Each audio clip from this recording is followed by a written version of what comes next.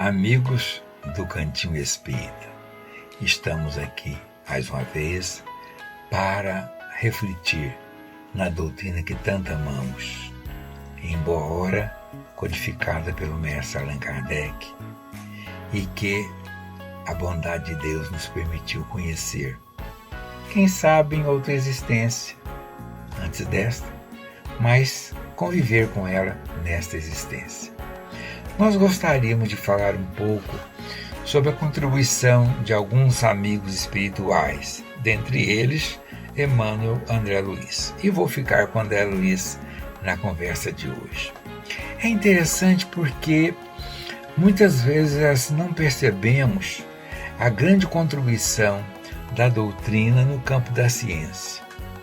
Mas Allan Kardec, numa das revistas do ano 61, comenta que a grande tarefa da doutrina não é o avanço ela mesma no campo da química, da física, não. A grande contribuição é no campo da moral, da nossa melhoria espiritual.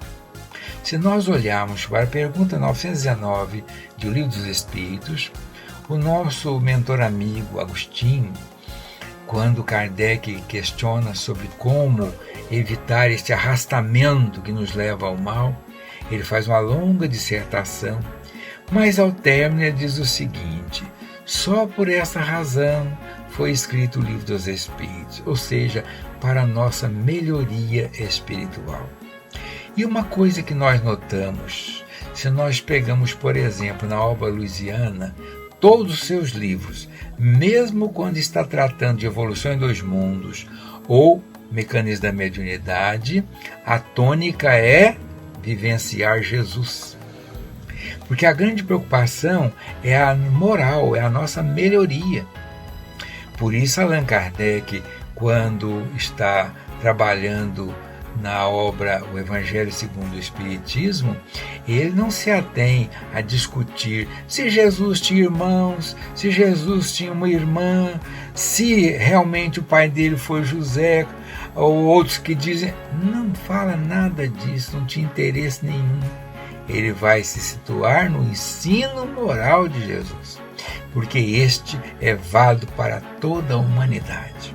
Então, estamos aqui diante da obra Conduta Espírita, ditada pelo André Luiz e psicografada pelo Valdo Vieira, nos bons tempos do Valdo com o Chico. É interessante notar porque o livro conta com 2 prefácios. O primeiro prefácio, sob o título Conduta Espírita, é ditado pelo Espírito de Emmanuel.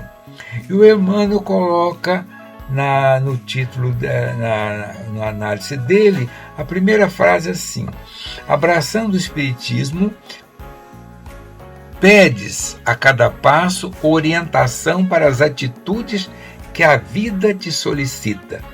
Pensando nisso, André Luiz traçou as normas que constituem este epítome de conduta.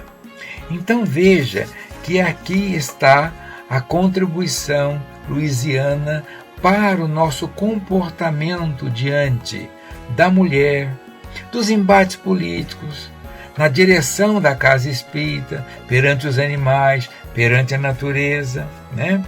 E em seguida, André tem uma mensagem dele, mensagem ao leitor.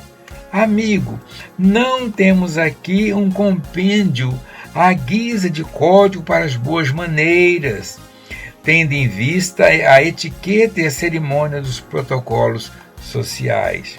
Reunimos algumas páginas com indicações cristãs para que venhamos a burilar a nossa atitude no campo espírita em que o Senhor, por acréscimo de misericórdia, nos situou os corações. Então veja que cada um dos temas abordados, ele vai sempre finalizar com uma contribuição evangélica. Haverá sempre um versículo sobre o qual ele refletiu. Estamos aqui diante da primeira lição, mulher. E ele coloca nesse texto, vou escolher uma delas, da mulher afastar-se das aparências e fantasias, consagrando-se às conquistas morais que falam de perto a vida imperecível, sem prender-se ao convencionalismo absorvente. O retorno à condição de desencarnado significa retorno à consciência profunda. E aí, quando ele termina a lição, ele coloca Lucas 10, 41, 42. E respondendo, disse-lhe Jesus: Marta, Marta, estás ansiosa e afatigada com muitas coisas, mas uma só é necessária, e Maria escolheu a boa parte, a qual não lhe será tomada.